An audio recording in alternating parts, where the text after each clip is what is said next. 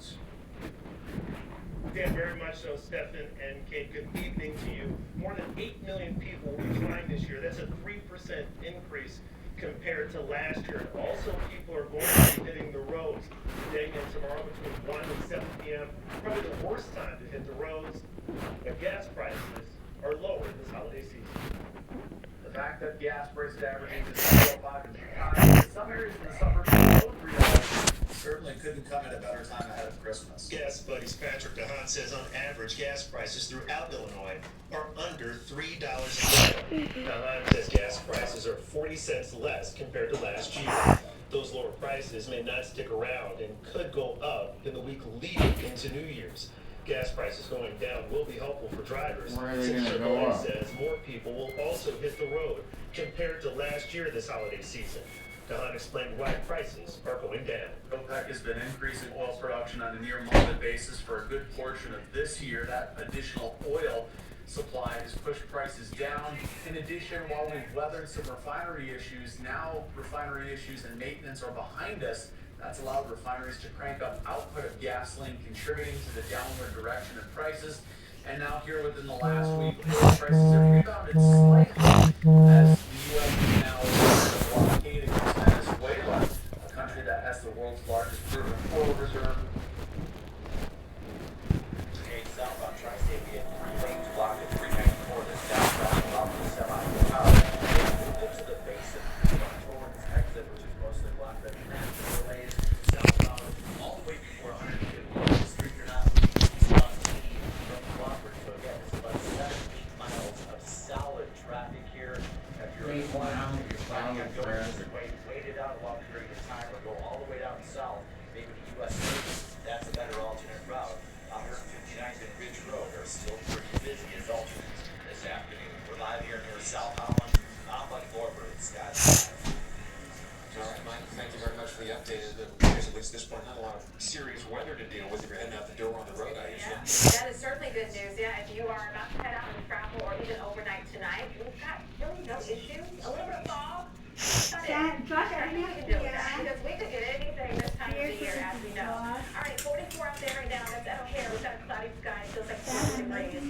Again, as we look for the evening and even later on tonight, notice temperatures staying pretty crazy with clouds overhead. So we're about 40 degrees, and we'll stay there as we go after midnight and then fall into the upper 30s by tomorrow morning. As I mentioned, if you are traveling tomorrow morning, Josh, we will yan also kuya, be para to contend with, so keep that in mind.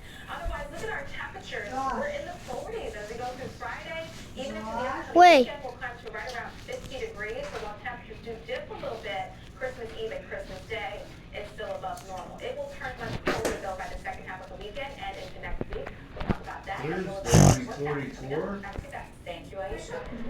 Turning now to the search for a missing man on the outside. It's now been nearly a month since Dan Davis went missing after a car crash. But his community is not giving up hope. NBC5's Lexi Suter talked to family tonight, stepping up their efforts to find him. Lexi? Kate, I actually just spoke with his daughter, Wendy, at her home here in the Golden Square neighborhood. She tells me this has basically become her full-time job, trying to find her father. And while many of us are talking about the holiday this week, all she can think about is that it's been a month on Christmas that she's seen her dad. Now, Dan Davis was last seen on security video on November 26th. What really spurred this situation was a car accident. That was on November 24th. Dan walked away from him. Wendy tells me she thinks he may have had some sort of medical episode ahead of that crash, and in videos she's collected from neighbors and businesses, it's apparent her dad seems disoriented. Wendy has coordinated search parties and spent the last month passing out flyers and posting to social media, but still, no sign of her dad.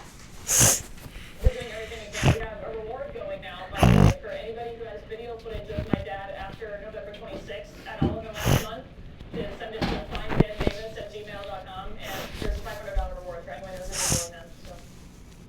She is doing everything she can. Now, Wendy tells me her dad has no known mental illnesses, and she says he's a creature of habit, so this whole situation is very serious to her. I did check in with Chicago police tonight. They are leading this investigation. No updates, just tell me that they're really looking for him. Stefan. Hopefully this matches. Lexi, thank you so much for bringing that update. So police are now searching for the hit-and-run driver who killed 2 people in the Morgan Park neighborhood. The driver just left the 2 men there in the middle of the road. This was around 117th and Marshfield. Now, police put out these it's a gray Jeep Grand Cherokee. They tell us they recovered the vehicle, but the driver's not been found. Investigators are urging anyone with tips, dash cam footage, or even surveillance video to pick up the phone and contact police.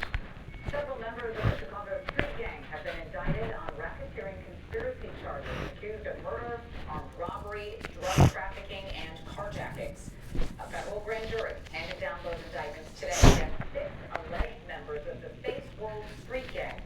Court documents detail 13 murders and several shootings, including one at a rival gang member's funeral and another on a CTA bus. All 6 suspects are now behind bars. They are between 22 and 31 years old. So we're still waiting to see if Mayor Johnson will veto an alternative budget that passed over the weekend. In a bit of a snub for the mayor, the alders approved a plan that gets rid of the mayor's proposed head tax on big companies. Their alternative budget increases revenue, things like tax hikes on grocery bags, ride shares, and liquor sales. The mayor has just 3 days left to veto the budget or sign it. The veto is open to a city government shutdown. An early Christmas gift for Bears fans. Yes. The team has clinched a playoff spot after that big win over none other than the Green Bay Packers on Saturday. wide receiver DJ Moore, the star of that game, made that incredible catch to win the game. But today, DJ Moore's making this an unforgettable holiday for some lucky Chicago kids. Casey Standahar joining us live downtown with what this is all about. Casey? Steph and Kate, wasn't it an amazing test? My goodness, everywhere we go, fans are still talking about the way that game ended on Saturday night. And as if DJ didn't surprise and excite the fans at Soldier Field on Saturday night with that 46-yard touchdown catch from Caleb Williams to end the game in overtime and beat the Packers. Well, he is down here at Stadium Sports downtown, surprising kids from the Boys and Girls Club with a very special gift card. Each kid is getting a $250 gift card thanks to DJ and the Boys and Girls Club. And he's going on a shopping spree with them. It's so exciting. They're able to pick out some hats, some clothes, some t-shirts, some shoes, whatever they might need. It's been so awesome to see DJ getting back. And these kids are so deserving too. How about them? They're all Youth of the Year finalists thanks to their academic leadership, their service in the community as well. And DJ can relate because he is a Walter Payton Man of the Year finalist as well. So it's been an awesome event here so far. The teenagers are so excited to be shopping with Josh! DJ. And DJ What? oh. He wants to make, but the example that he's hoping to set not only for his kids, but also these teenagers here too. Yeah. I'm still gonna come back out and to the community and give back. And we're very fortunate. And I want the kids to see that, like, you guys almost have everything in the world. And It's hot. a lot of people have a lot of things. It's nice to just be able to have a part and just give them something back for the house.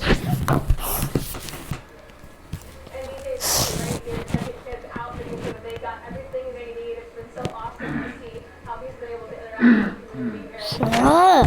Being here with his family as well. Coming out there in sports and just a few of those kids. What an experience. I was a DJ Moore. Josh, go, go, I'm go. trying to. Sam, adinay mo. Kwan Sam. Thanks, Casey. Still, I'm Marcia Bob here to tell you about a new campaign that you may start to see at airports across the country now. It's called What's My Name? Always to raise awareness about big life driving. Josh, Sam Yeah. sa.